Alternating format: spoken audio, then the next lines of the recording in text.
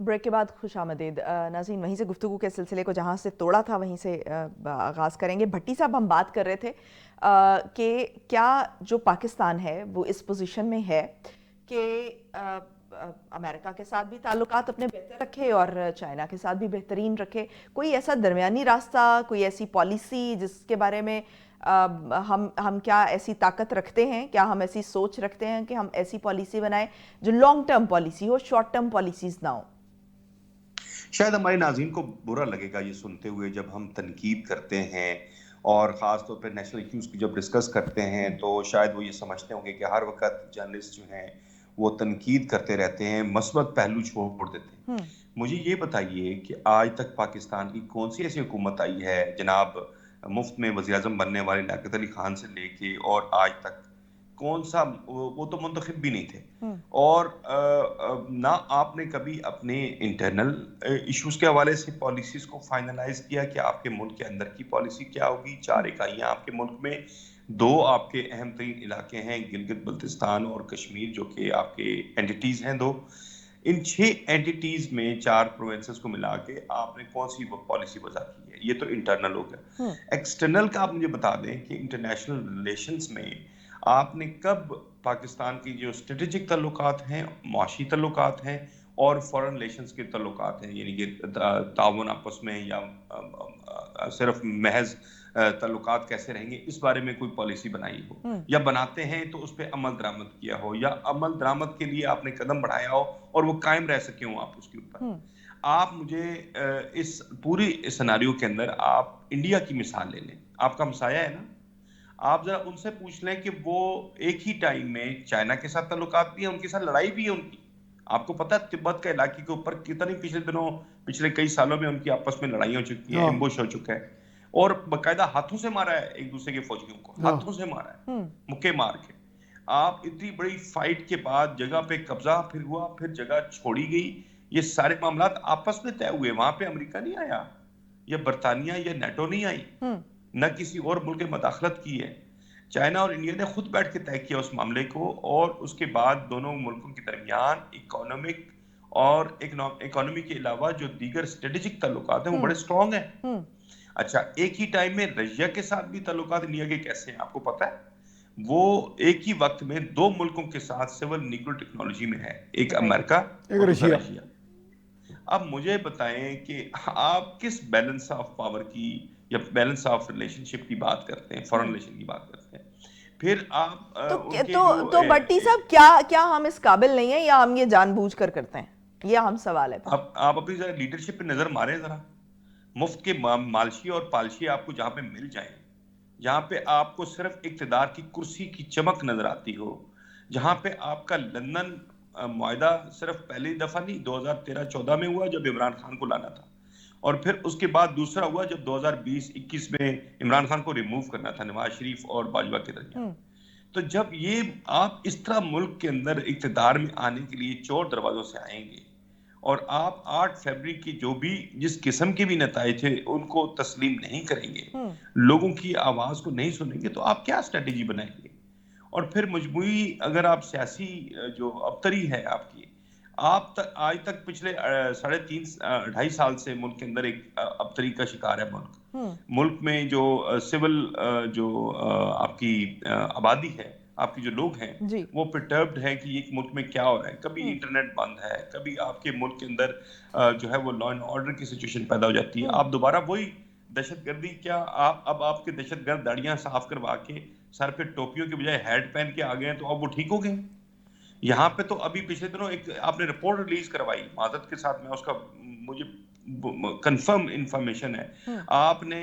एक fake news के हवाले से एक रिपोर्ट जारी करवाई, और वो फेक न्यूज की रिपोर्ट के जो खालिक हैं वो एक कलदम तंजीम जो कश्मीर में जहाद कश्मीर में मुलविस रही है उसका एक साबिक सदर है,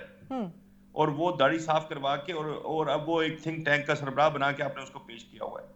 उसने वो रिपोर्ट जारी किया। हद होती है किसी चीज की यार। जब लोगों ने पता किया कि भाईजान ये साहब कौन है, तो पता चला ये तो फलाने के राइट हैंड रहे हैं और जहाद कश्मीर में जो है इनका बड़ा अहम तरीन किरदार रहा है। अब यार आप कुछ तो ख्याल करें, दुनिया आप पे नजर रखी हुई है, आपको देख रही है। अच्छा, आप अगर इतने स्ट्रांग हैं آپ اپنی مرضی کرتے ہیں تو پھر ان کی طرف آنکھ اٹھا کے نہ دیکھیں. پھر آپ ڈالر مانگنے کے لیے نہ اپنے صدر کو بھیجیں، نہ اپنے وزیر اعظم کو بھیجیں، نہ اپنے وزیر خزانہ کو اور دوسرے دن بھیجیں، اور نہ ان کے کہنے پہ IMF کے کہنے پہ اس کے اپنی لیے ملک کی اس کے لیے پھر آپ کو انٹرنلی جو ہے اپنی اکانومی کو بڑا غیرت کا اسٹیبل کرنا مظاہرہ پڑے کرنا گا. پڑے گا. صحیح بات آپ کو غیرت کا مظاہرہ کرنا پڑے گا، اور اس کے لیے آپ کو جو آپ نے کہا کہ بیلنس کیسے کر سکتے ہیں، ہم کر سکتے ہیں. ہماری فارن پالیسی جو ہے اس کے کئی ڈائمینشنز ہونی چاہیے، جس میں چائنا کے ساتھ تعلقات، امریکہ کے ساتھ تعلقات، مشرق وسطیٰ کے ساتھ تعلقات، اور سینٹرل ایشین اسٹیٹس، رشیا اور سینٹرل ایشین اسٹیٹس کے ساتھ کیسے تعلقات ہوں گے ہمارے، یورپ کے ساتھ ہمارے تعلقات کیسے ہوں گے، اور اس کے اوپر آپ کے اپنے مفادات کیا ہوں گے. یہ تمام چیزیں کیا ہم لوگ بتائیں گے ان کو؟ ہم تو صرف ڈسکس ہی کر سکتے ہیں نا، ہم تو بتا سکتے ہیں. آپ کیا سمجھتے ہیں کہ کیا ریزنز ہیں کہ ہم یہ ایک تو لانگ ٹرم پالیسی کے ساتھ اور جو ہمارے دوسرے ممالک کے ساتھ تعلقات ہیں ان میں ہم میوچل انٹرسٹ کے ساتھ کیوں نہیں جاتے، اور جو ہے ہمیں کمپرومائز ہی کیوں کرنا پڑتا ہے ہمیشہ؟ نہیں، ظاہر ہے جب آپ ایک ساؤنڈ فوٹنگ پہ کسی ملک کو اپروچ کریں گے تو پھر بات اور ہوگی.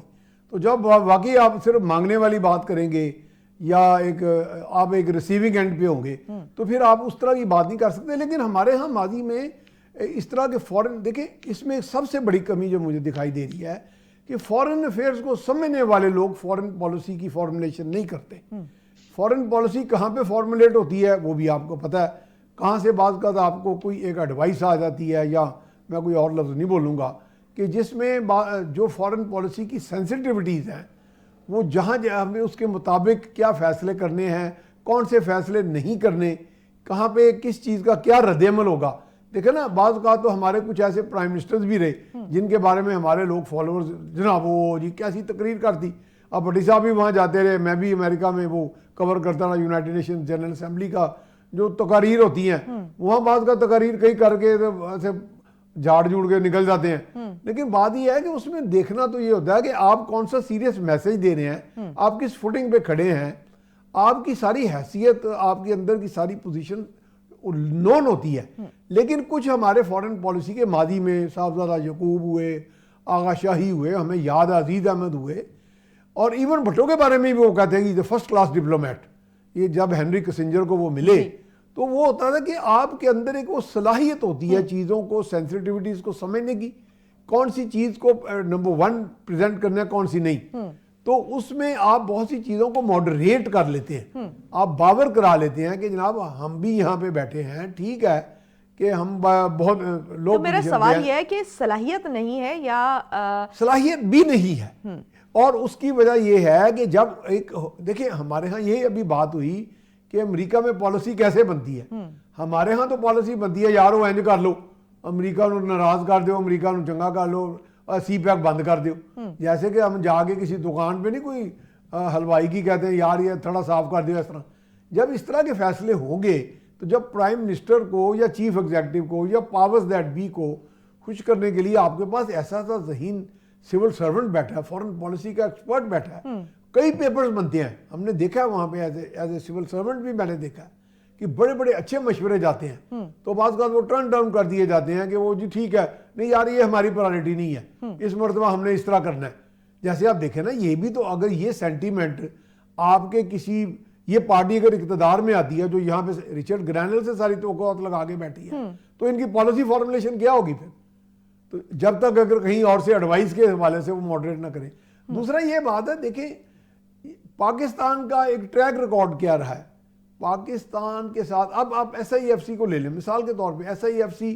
کے بڑے جب جاتے ہیں باہر تو آپ کو رول اوور بھی مل جاتا ہے $15 کا، آپ کو کوئی نہ کوئی ایک بیان بھی آ جاتا ہے، اچھا چلیں وہ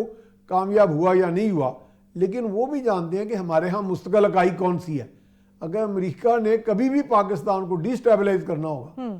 تو وہ سیاسی قوتوں سے تو بات ہی نہیں کرے گا، وہ عمران خان سے شہباز سے تو بات ہی نہیں کرے گا، وہ تو زرداری صاحب سے بات ہی نہیں کرے گا. تو ان کے پاس تو اس طرح کی ارینجمنٹ پہلے سے موجود ہے. تو میرا نہیں خیال ایسی بات کرنے کے لیے ان کو ویسے بھی سوٹ یہی کرتا ہے کہ وہ بعض اوقات کہتے تھے یار ایک ہی پاکستان نے جمہوریت کا رولا پایا ہے کہ یہ تو آگے کہہ دیتے ہیں جی ہماری عوام نہیں مانتے. تو وہ کہتے ہیں ہمیں تو وہ بندہ سوٹ کرتا ہے، ون مین شو ہو، ایک جنتا ہو، اور میں کہیں جناب ہے کہ اسی کی گل کرنا چاہتے ہیں جناب. لیکن کمنگ ٹو دا پوائنٹ کہ یہ جو ابھی اس وقت ساری فضا پاکستان میں قائم ہے اور کسی حد تک دیکھا جائے تو پوری دنیا میں قائم ہے، کیونکہ جس طرح سے ٹرمپ وہاں پہ امریکہ میں پاپولر ہوئے اور جس طرح سے ابھی رچرڈ گرینل جو ہیں وہ پاپولیرٹی کے لیے جو ہے وہ اس طرح سے بیانات دے رہے ہیں، یہ جو ایک فضا بن گئی ہے کہ جہاں پر حقیقت میں اور آپ کہہ سکتے ہیں کہ فکشن میں فرق کرنا مشکل ہو گیا ہے، تو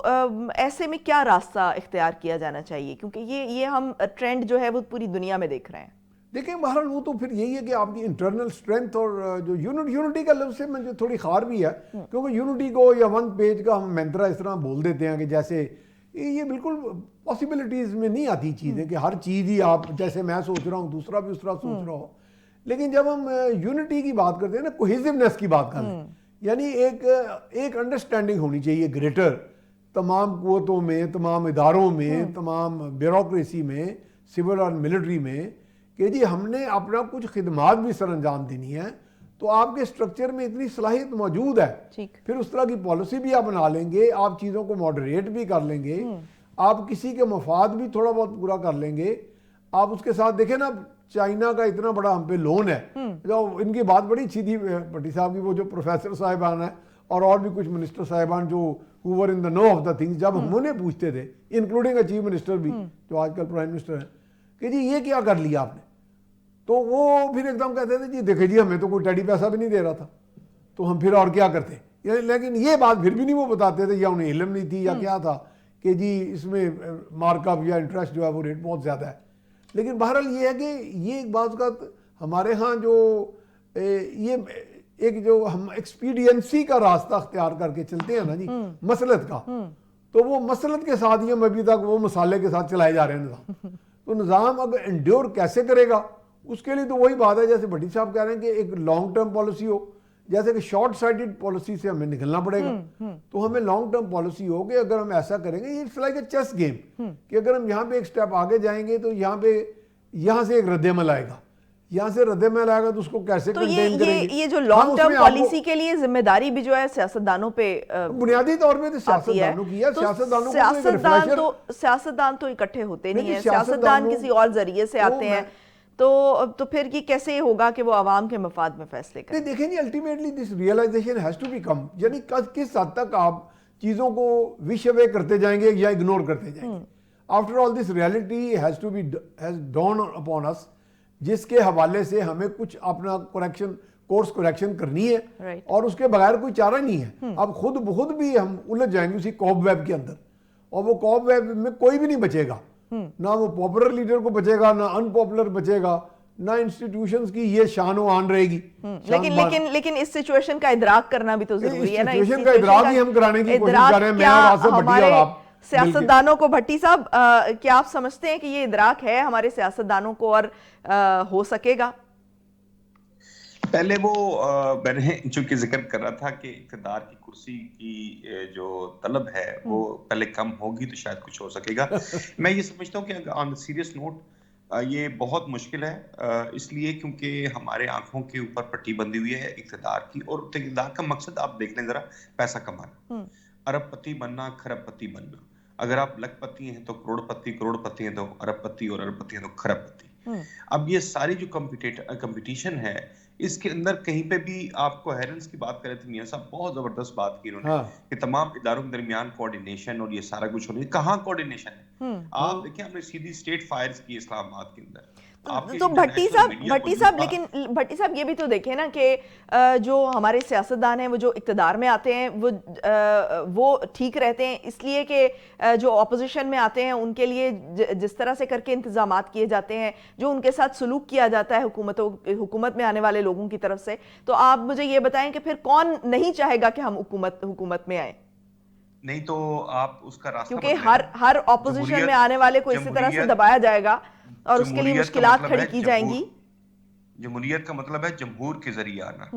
آپ جمہوریت میں اقتدار میں کیسے آتے ہیں، آپ اس بات کو بھی مد نظر رکھیں نا۔ آپ یہ بڑا آسان کہہ رہی ہیں، بڑا آسان ہے کہ ہمیں یہ سمجھنا چاہیے کہ اقتدار کے علاوہ بیچارے کہاں جائیں، بیچارے کہاں سے ہو گئے؟ وہ اسی چور دروازے سے آتے ہیں، پھر وہی لوگ جو کہ ان کو لے کے آتے ہیں وہی اٹھا کے ان کو جیلوں میں ڈالتے ہیں۔ لیکن اس کے لیے بھی عوام میں شعور ہونا چاہیے نا، عوام اپنے رائٹس لینے کے لیے اس حد تک، عوام میں شعور ہے، آپ کو شعور کا مظاہرہ کرنا پڑے گا. آپ کو جب اقتدار میں آپ آتے ہیں تو آپ کو اپنی انٹرنل تمام پالیسیز کے حوالے سے عوام کو اعتماد میں لے کے آگے چلنا ہوگا. جیسے امریکہ یا دنیا بھر میں ایون انڈیا کے اندر بھی ہوتا ہے کہ آپ عوامی نبض کو دیکھ رہے ہوتے ہیں اور ان کے حالات کو دیکھ رہے ہوتے ہیں کہ ان کے حالات کو کیسے بہتر بنانا ہے. وہاں پہ تو آپ یہ کیمپینز میں دیکھ لیں نا, کیمپینز میں ہی وہ ڈفرینس نظر آ جاتا ہے کہ وہ کیمپینز میں پالیسیز کی بات کر رہے ہوتے ہیں, ہم اس پالیسی کے ساتھ سٹک ہیں, یہ پالیسی لے کر آئیں گے, لیکن ہمارے ہاں جو ہے وہ صرف انتقامی اور جو انتظامی سیاست ہے وہ ہو رہی ہوتی ہے. تو یہ کیسے ہوگا؟ یہ آپ کی درست ہے, لیکن ابھی اس میں تبدیلی لانے کے لیے ایٹ لیسٹ پاکستان کے اندر اب آنے والی جو جنریشن ہے, یہ جو جنریشن گیپ ہمیں نظر آتا تھا پہلے, اب وہ فل اپ ہونے جا رہا ہے. اسی لیے آپ نے کبھی انٹرنیٹ پہ پابندی لگاتے ہیں, کبھی آپ کچھ کرتے ہیں, کبھی آپ کچھ کرتے ہیں. بیسیکلی جو 60% یوتھ ہے, میاں صاحب اتفاق کریں گے اس بات سے کہ آپ کے ملک کا مستقبل ان سے وابستہ ہے. آپ کی انرجی ہے. آپ کے ملک سے 20 لاکھ لوگ 25 لاکھ لوگ نکل گئے. آپ نے اس بات کا خیال کیا کہ وہ کیوں ملک کو چھوڑ کے جا رہے ہیں؟ لیکن جو لوگ وہاں پہ ہیں اس وقت, ان کو تو سنبھالیں. اور اگر آپ نے نوجوانوں کی امنگوں کے مطابق اور پاکستان کے مستقبل کی خاطر فیصلے نہ کیے تو پھر آپ کو اسی طرح